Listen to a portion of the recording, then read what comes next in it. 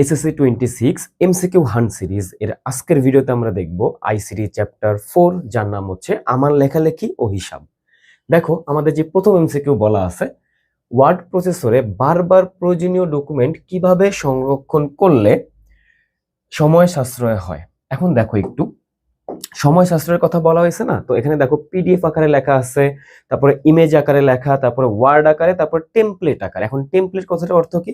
শোনো, টেমপ্লেট মানে হচ্ছে তুমি কোনো কিছুকে আগে থেকে সাজিয়ে রাখতেছো, পরে সেটাকে বারবার এডিট করতে পারতেছো। ঠিক আছে, ধরে নাও তোমার হচ্ছে কোনো এক কিছু দরকার পড়লো, তুমি এখন বর্তমানে ওইটাকে বানায় রাখলা, তো এরপরে তোমার সেটাকে আপডেট করার দরকার পড়ে, তুমি কি করলা, ওইটাকে তুমি বারবার আপডেট করতেছো। তাহলে কি তুমি শুরুতে যেটা বানায় রাখলা সেটা কি একটা টেমপ্লেট? ওকে, তাহলে আমাদের এই এমসিকিউটার অ্যান্সার কত হবে? 4, টেমপ্লেট আকারে। আমাদের যে নেক্সট এমসিকিউটা, ওটা আমি দেখি। ওয়ার্ড প্রসেসিং শব্দটির অর্থ কি? এখন দেখো, ওয়ার্ড প্রসেসিং এ কি লেখা আছে? শব্দ সম্ভার, শব্দ চয়ন, শব্দ রচনা, শব্দ প্রক্রিয়াকরণ। তো এই যে ওয়ার্ড প্রসেসিং, প্রসেস কথাটার অর্থ হচ্ছে প্রক্রিয়া। ঠিক আছে, তাহলে কি আমাদের অ্যান্সার কত হবে? 4, শব্দ প্রক্রিয়াকরণ। এরপরে যেটা আছে, ওয়ার্ড প্রসেসিং এ নতুন ডকুমেন্ট খুলতে কোনটিতে ক্লিক করতে হয়? আচ্ছা দেখো, নতুন যেহেতু বলছে, তাহলে কি নিউ? এটা তো কমন সেন্স যে এটা আমাদের কি হবে?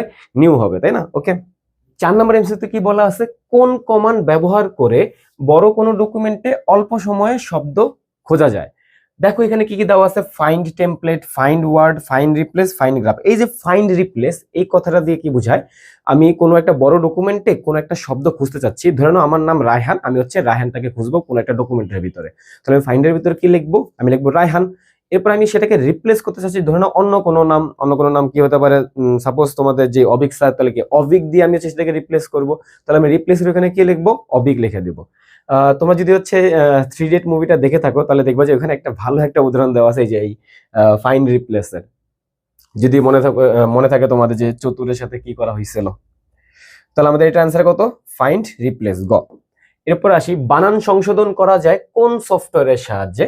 এখানে দেখো, বানান যেহেতু বলা হয়েছে, তাহলে কি হবে? স্পেলিং, তাই না? বানানের ইংলিশটা কি? স্পেলিং। কোথায় লেখা আছে? কমন সেন্স বলে কি স্পেল চেকারে হবে? অবশ্যই।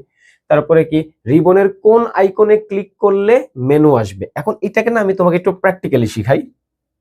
দেখো,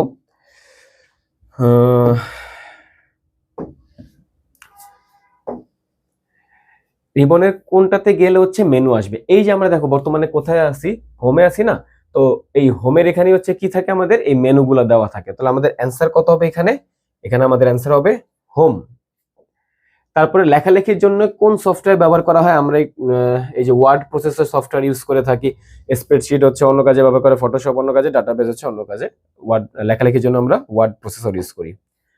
ডকুমেন্ট সেভ করার কিবোর্ড কমান্ড কি? এটা হচ্ছে মুখস্থ করে ফেলো, কন্ট্রোল-S।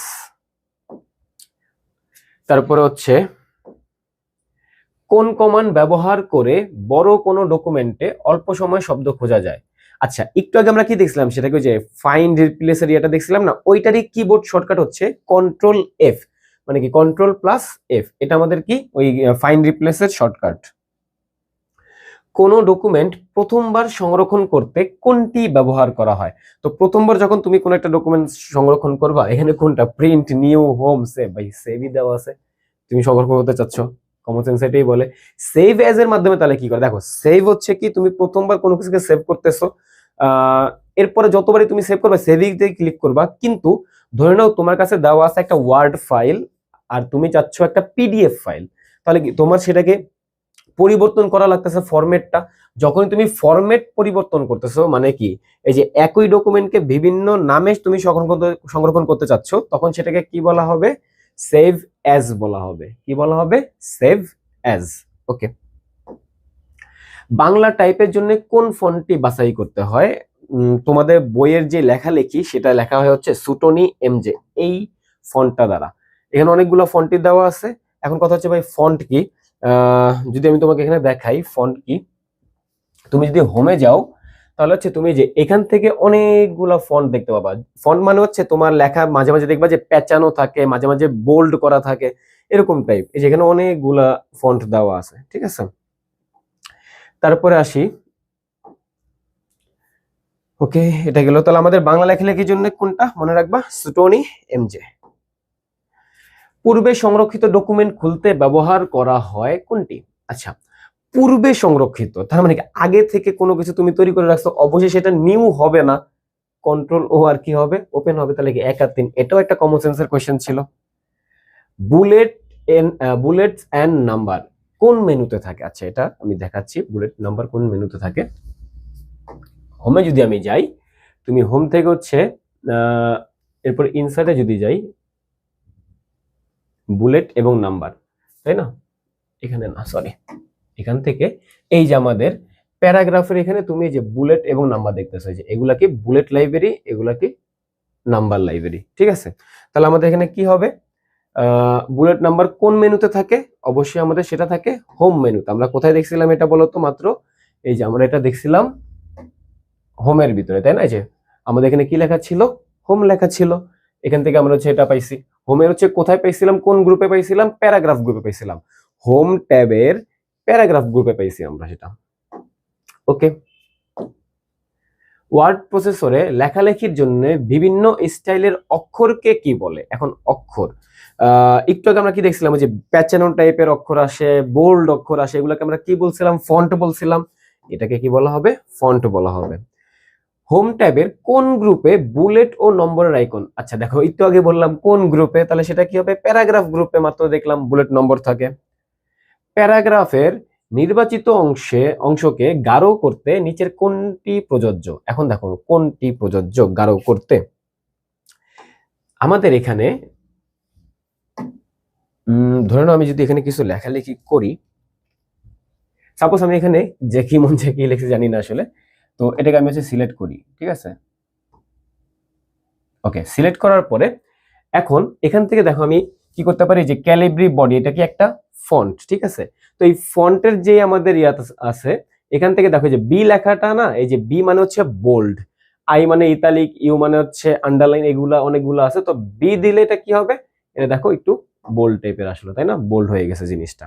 ওকে, তারপরে আসি, তাহলে আমাদের এটা কি হবে বলতো? এটা হবে হচ্ছে হোম, হোমের ভিতরে যে ফন্টের ওখানে যে বি, তাহলে এটা ক অ্যান্সার। ডকুমেন্টে পৃষ্ঠা নম্বর দেওয়ার জন্য রিবনের ইনসার্ট ট্যাবের কোন গ্রুপে ক্লিক করতে হবে? আচ্ছা, পৃষ্ঠার নম্বর, তো পৃষ্ঠার নম্বরে কমেন্টস দেওয়া আছে, হেডার ফুটার দেওয়া আছে, অ্যাডিংস দেওয়া আছে, পেজেস দেওয়া আছে। তো এটা কোনটা হবে? এটা হেডার ফুটার হবে। কিভাবে বুঝলাম দেখো, ইনসার্টে যাও, ইনসার্টে যাওয়ার পরে তুমি এখানে এই যে পেজ নাম্বার পাবা, এই পেজ নাম্বার কোথায় দেওয়া আছে? হেডার ফুটারে দেওয়া আছে, তাই না? তাহলে আমাদের অ্যান্সার কত হবে? Header footer. Okay, header footer. তারপরে আসি, ডকুমেন্টে কোনো ছবি যোগ করতে রিবনের কোন ট্যাব ব্যবহার করতে হয়? ডকুমেন্টে কোনো ছবি যোগ করতে হোম, ফাইল, ভিউ, ইনসার্ট, দেখো তো কোন ট্যাবটা ইউজ করবা তুমি? এখান থেকে যদি আমি যাই, ইনসার্ট ট্যাবের ভিতরে তুমি কি পাবা? কোন একটা ছবি, তাই না? দেখো পিকচার্স দেওয়া আছে, তার মানে এখানে একটা ছবি তুমি অ্যাড করতে পারবা, বাট কোন ট্যাবের ভিতরে? ইনসার্ট ট্যাবের ভিতরে। তাহলে আমাদের অ্যান্সার কত হবে? আমাদের অ্যান্সার হবে ইনসার্ট ট্যাব। তারপরে আসি, নতুন প্যারাগ্রাফ তৈরি করতে কিবোর্ডে কোন কি চাপতে হয়? এটা এন্টার কি চাপতে হয়। যদি তুমি কম্পিউটার চালাতে থাকো, সেখানে কি দাও? তুমি এন্টার কি চাপ দাও। তুমি যদি তোমার মোবাইলে দাও, ওই যে মোবাইলের হচ্ছে ডান পাশে নিচের দিকে হচ্ছে কিরকম একটা অ্যারো টাইপের আইকন থাকে, ওটা দিয়ে তুমি নিচের লাইনে আসো, ওইটাই হচ্ছে তোমার ওই মোবাইলের জন্য এন্টার কি, ঠিক আছে? তারপরে আসি, ডকুমেন্টে কোনো টেবিল যোগ করতে হলে কোন ট্যাব ব্যবহার করতে হয়? এখানেও সেম টু সেম, যে আমাদের যদি আমরা ইনসার্ট ট্যাবে যাই, ইনসার্ট ট্যাবের ভিতরে তুমি এখানে টেবিল লেখা দেখবে, এই টেবিলের ক্লিক করলে তুমি এখান থেকে টেবিল অ্যাড করতে পারবা। তাহলে আমাদের অ্যান্সার কত হবে? অ্যান্সার হবে ইনসার্ট। আচ্ছা, নেক্সট কোশ্চেন কি, ইলাস্ট্রেশন গ্রুপে থাকে কোনটি?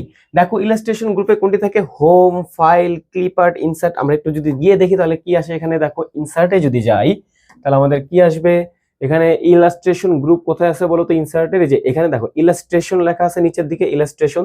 তো এখানে দিকে তুমি যদি তাকাও যে স্মার্ট আর্ট, চার্ট, তাহলে কি স্মার্ট আর্ট এরকম কথা লেখা আছে, ক্লিপ আর্ট এরকম টাইপেরই, তাহলে কি আমাদের এটা কি হবে অ্যান্সার? এখান থেকে দেখো ক্লিপ আর্ট হবে।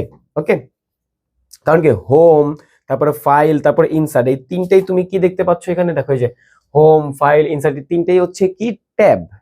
আর আমাদের এই ইনসার্ট ট্যাবের ভিতরে ইলাস্ট্রেশন গ্রুপের ভিতরে আন্ডারে হচ্ছে যে স্মার্ট আর্ট, চার্ট, এগুলা, ঠিক আছে? তাহলে আমাদের অ্যান্সার কি হবে? Clip art. ওকে, তারপরে আসি, ডকুমেন্ট লেখার মার্জিন ঠিক করতে হলে রিবনের কোন ট্যাবে ক্লিক করতে হবে? ডকুমেন্ট লেখার মার্জিন ঠিক করতে, এটা অবশ্যই পেজ লেআউট। কিভাবে বুঝলাম আমি তোমাকে দেখাচ্ছি। দেখো, পেজ লেআউটও যাবা, লেআউটে গিয়ে তুমি এখান থেকে হচ্ছে এই যে দেখো মার্জিন, তুমি লেখা দেখতেছো, মার্জিন লেখাতে ক্লিক করলে এখানে এরকম টাইপের এই যে নরমাল, ন্যারো এগুলা লেখালেখি আসবে, ঠিক আছে। তো এখান থেকে আমাদের অ্যান্সার কি হবে? Page layout. এরপরে ডকুমেন্টে ওয়ার্ড আর্ট যোগ করার জন্য কোন মেনু সাহায্য নিতে হয়? দেখো, ওয়ার্ড আর্ট, ওই যে ক্লিপ আর্ট আমরা যেখানে দেখছিলাম, আমরা কোথায় দেখছিলাম? ইনসার্ট দেখছিলাম, তাহলে এটা অ্যান্সার কত হবে? ইনসার্ট। তারপর আমরা আসি, পৃষ্ঠার নম্বর দেবার কমান্ড কোনটি? পৃষ্ঠার নম্বর আমরা কোথায় দেখছিলাম বলো তো? আমরা দেখছিলাম এটা হেডার ফুটার। এখন হেডার ফুটারটা কোথায় আছে দেখো একটু, আমি যদি তোমাকে দেখাই, এটা ইনসার্টে যদি যাই, হেডার ফুটার কোথায় লেখা? যে হেডার ফুটার এখানে লেখা আছে, তাই না? তাহলে পেজ নাম্বার কোথায় হবে? এটা হেডার ফুটারে হবে এবং ইনসার্ট থেকে হবে। ইনসার্ট থেকে যে হেডার ফুটার কিন্তু যে অনেকগুলো জায়গা থেকে আছে, তাহলে ইনসার্ট থেকে হেডার ফুটার। তারপরে আসি, ওয়ার্ড প্রসেসর প্রোগ্রাম লেখালেখির সাজসজ্জার তালিকার ধারাবাহিকতা রাখতে ব্যবহৃত হয় কোনটি? Symbol, number, bullet. তুমি এখানে বুঝতে পারতেছো যে একটু আগে আমরা কি বলছিলাম? বুলেটিং এন্ড নাম্বারিং এরকম টাইপের কিছু পড়ছিলাম। তাহলে কি হবে? 2 এবং 3, 2, 3। ওয়ার্ড প্রসেসর ডকুমেন্ট সম্পাদনায় যে সুবিধা পাওয়া যায়, বানান সংশোধন করা যায়, লেখা মুছে ফেলা যায়, তারপরে কি লেখা সংরক্ষণ করা যায়, তাহলে কি এটা সবগুলাই হবে। হিসাব নিকাশের জন্য কোন ধরনের সফটওয়্যার ব্যবহার করা হয়? আমরা হচ্ছে স্প্রেডশিটে চলে আসছি, ঠিক আছে। তাহলে এটা অ্যান্সার হবে স্প্রেডশিট। হিসাব নিকাশ করার জন্য স্প্রেডশিট। তোমাদের কম্পিউটারে যেটা হচ্ছে এমএস এক্সেল, ওইটাই কি আমাদের এই স্প্রেডশিট সফটওয়্যার, ঠিক আছে। এয়ার লাইসেন্স রিজার্ভেশনে কোনটি ব্যবহার করা হয়? Spreadsheet software. আরে বানানে উচ্চারণে ভুল করতেছি। স্প্রেডশিটে কলামগুলোকে কি দ্বারা প্রকাশ করা হয়? এবিসি দ্বারা প্রকাশ করা হয়। কিভাবে বুঝলাম দেখো একটু, আমরা যদি এক্সেলটা খুলি, এই যেগুলা কি আমাদের কলাম, আমাদের খাড়া যেগুলা থাকে সেগুলা কি আমাদের কলাম বলা হয় সেগুলাকে। তাহলে কি এই যে এ বি সি ডি লেখা আছে, তাহলে আমাদের এটা কি হবে? এ বি সি, ঠিক আছে।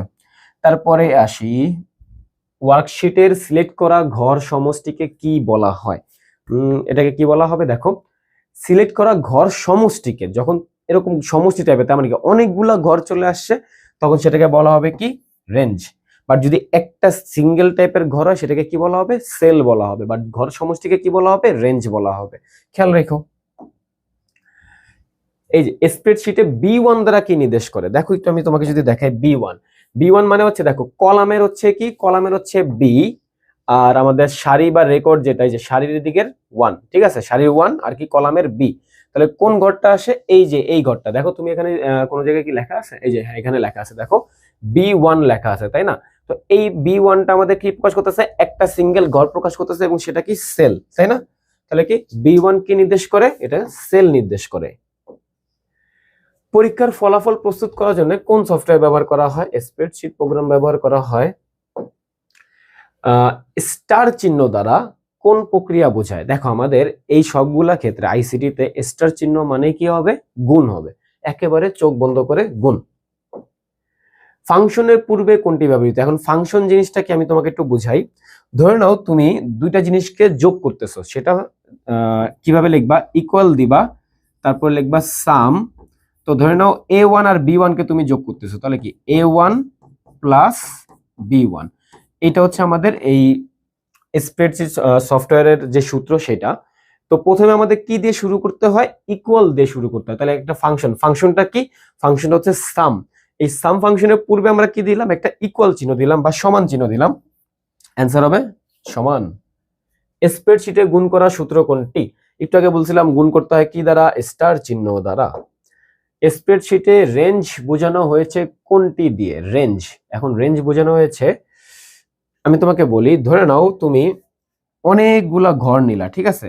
তো সেই ঘরগুলোকে তুমি চাইলে পরপর অ্যাড করতে পারো, a1, a2, a3 এরকম করে করে পরপর অ্যাড করলা। অথবা তুমি চাইলে এটাকে এভাবে লিখতে পারো, a1 তারপরে একটা কোলন, তারপরে কি একটা a3। তো এইটাকে বলা হয় একটা রেঞ্জ। মানে কি এটা a1 থেকে a3 পর্যন্ত আছে। তো আমাদের এটা কি হবে? তাহলে রেঞ্জ কোনটা? a1 colon a2। ক্লিয়ার? তারপরে আসি, স্প্রেডশিটে গুণ করার জন্য ফলাফল সেলে কোন চিহ্ন দিয়ে শুরু করতে হয়? একই রকমই আমাদের ইকুয়াল দিয়ে শুরু করতে হবে যে কোনো সূত্র লিখতে গেলে। গুণ করার ক্ষেত্রে A1 সেলকে B1 সেল দিয়ে গুণ করার জন্য ফলাফল সেলে নিচের কোন সূত্রটি লিখবে? আচ্ছা, নিচের কোন সূত্রটি লিখবে? A1 সেলকে B1 সেল দিয়ে গুণ, তাহলে কি A1 স্টার B1, তাই না? এটুকুই। এরপর আমরা আসি, এটাকে না দুইভাবে করা যায়, গুণটাকে দুইভাবে আসে, এখানে লিখে রাখছে যে গুণ করার প্রক্রিয়া কয় ধরনের। গুণ করার প্রক্রিয়া হচ্ছে আমাদের দুই ধরনের। কি কি আমি তোমাকে যদি দেখাই, ধরে নাও তুমি A1 আর হচ্ছে B1 কে গুণ করতেছো, তাহলে কি A1 স্টার B1, এটা গেল আমাদের এক প্রকার। তারপর তুমি লিখতে পারো ইকুয়াল প্রোডাক্ট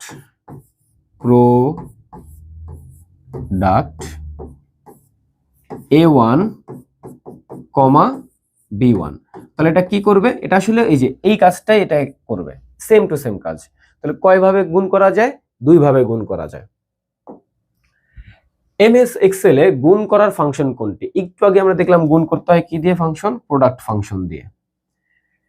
ই নং কলাম এবং 12 নং সারির সেল ঠিকানা কোনটি? আমি তোমাকে যদি দেখাই, ই নং কলামে যে ই কোথায় আছে? ই হচ্ছে এই যে এটা, এবং 12 আছে হচ্ছে এইটা। তাহলে আমাদের কোন ঘরটা? এই যে এইটা। তাহলে এটাকে আমাদের দেখো কি লেখা আছে? E12 লেখা আছে। তাহলে অ্যান্সার কত হবে? E12 হবে, E12।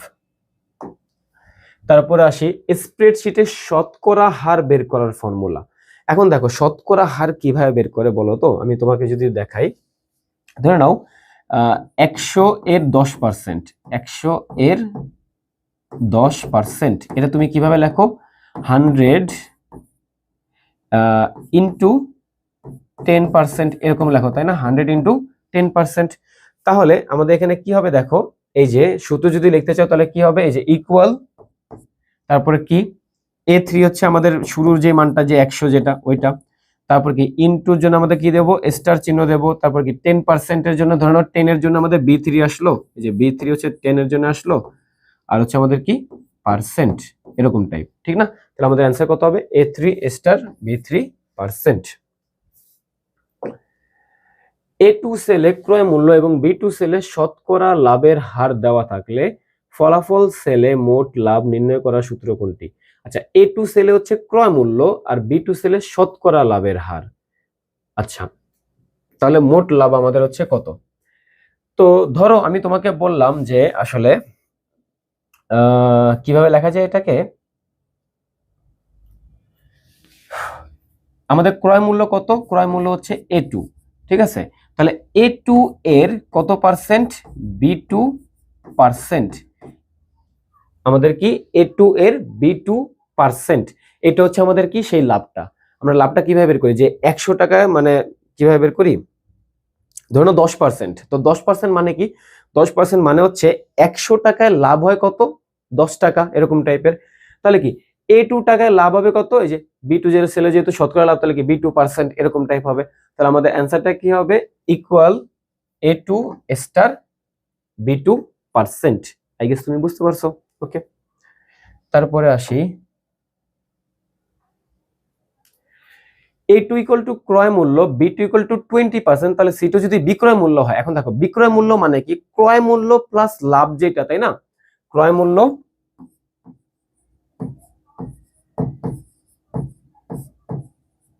Plus love equal to কি আমাদের? বিক্রয় মূল্য।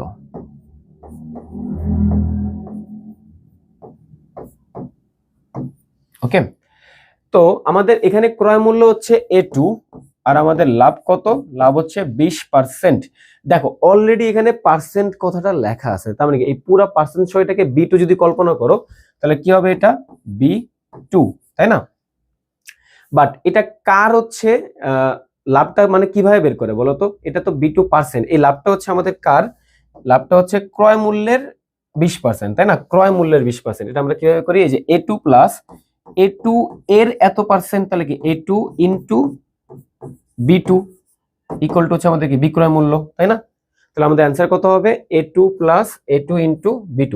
এখন তুমি প্রশ্ন আসতে পারে যে আগের বারে তো আমরা স্টার চিহ্ন দিছিলাম, তাই না? সরি, পার্সেন্ট চিহ্ন দিছিলাম, তাই না? যে B2%। দেখো এখানে কিন্তু ওই যে B2 সেলের কথা বলা হয়েছে, এখানে কি কোনো মান দেওয়া ছিল বা ওই যে ইকুয়াল টু 20%, পার্সেন্ট সহ লেখা ছিল, পার্সেন্ট সহ লেখা ছিল না, তো আমরা এই জন্য এই যে B2 সাথে পার্সেন্ট দিছে, কিন্তু এখানে আমাদের B2 কে বলে দিছে যে 20%, এখানে পার্সেন্ট অলরেডি দেওয়াই আছে, তাহলে কি এখানে আর কি B2 সাথে পার্সেন্ট লাগবে? লাগবে না অবশ্যই। আই গেস তোমার কনফিউশন এখন ক্লিয়ার হয়ে গেছে। তারপরে যদি আসি, এখানে ক্রয় মূল্য দেওয়া আছে 1500, লাভ হচ্ছে 15%, তাহলে বিক্রয় মূল্য কত? আচ্ছা, এখন বিক্রয় মূল্যটা কিভাবে বের করি? একটু আগে বলছিলাম যে ক্রয় মূল্য প্লাস ক্রয় মূল্য এর 15%, এখানে যেরকম আছে আর কি ওই লাভের অংশটা।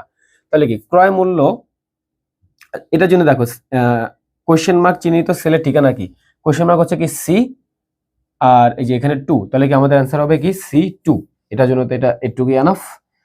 এরপর আসি, বিক্রয় মূল্য নির্ণয় করতে কোন সূত্রটি প্রয়োগ করতে হবে? এখন দেখো বিক্রয় মূল্য মানে কি, ক্রয় মূল্য, ক্রয় মূল্য হচ্ছে কি এই যে A আর কত 2, তাহলে কি A2, ক্রয় মূল্য প্লাস ক্রয় মূল্য এর মানে কি ইনটু ক্রয় মূল্য এর 15%। এখন 15 কোথায় দেওয়া আছে? এই যে B2, কিসে দেওয়া আছে?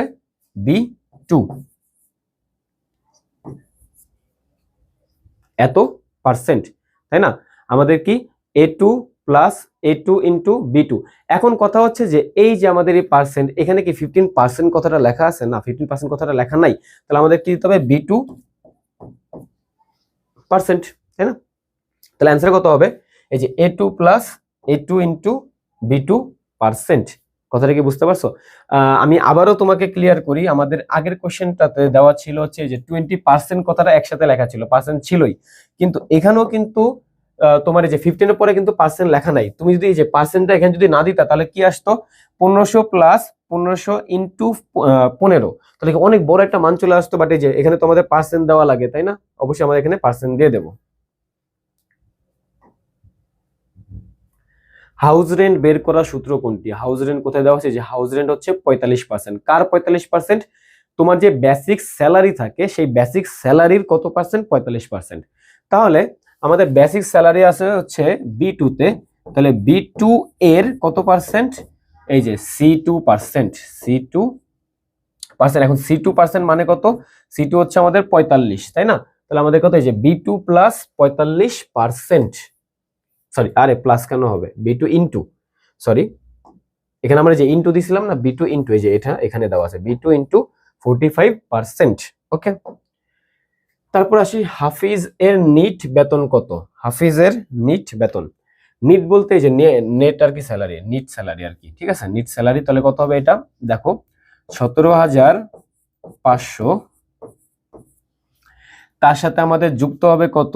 যুক্ত হবে হচ্ছে হাউস রেন্ট 45%। এখন হাউস রেন্ট 45% মানে কি 17,500 এর, ওই যে একটু আগে দেখছিলাম 45%, তাহলে কি 45%, আর এটার সাথে যুক্ত হবে কত? তার মেডিকেল খরচ হচ্ছে 900, এটা অ্যাড হবে। তারপর দেখো কল্যাণ তহবিল চাঁদা, চাঁদা কি তোমাকে দেয় নাকি তুমি দাও? অবশ্যই তুমি দাও, তাহলে কি এটা আসলে কি হবে? এটা আসলে মাইনাস হয়ে যাবে, -350। তো এইটার অ্যান্সারটা কত আসে? আমার যতটুকু মনে পড়ে 25,925 হচ্ছে এটার অ্যান্সারটা, ঠিক আছে? একটু তোমরা ক্যালকুলেট করে নিও যে এটার অ্যান্সারটা এই যে 25,925 আসে কিনা, ঠিক আছে? ওকে, তারপরে আসি, হাফিজ সাহেবের বেসিক এর সাথে বাড়ি ভাড়া যোগ করার সূত্র।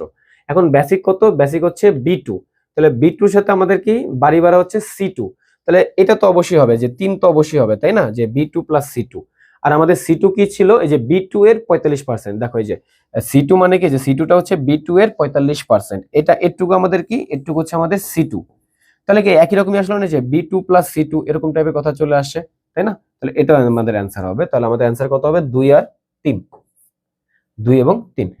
আচ্ছা, এটা হচ্ছে আমাদের লাস্ট ক্লাস ছিল। আশা করি তোমরা হচ্ছে এই চ্যাপ্টার 4 যেটা আমার লেখালেখি ও হিসাব বুঝতে পারছো ভালো করে। যদি তোমরা উপকৃত হয়ে থাকো, তাহলে হচ্ছে এই ভিডিওগুলো তোমাদের ফ্রেন্ডদের সাথে শেয়ার করো, আমাদের চ্যানেলটাকে সাবস্ক্রাইব করো। আসসালামু আলাইকুম।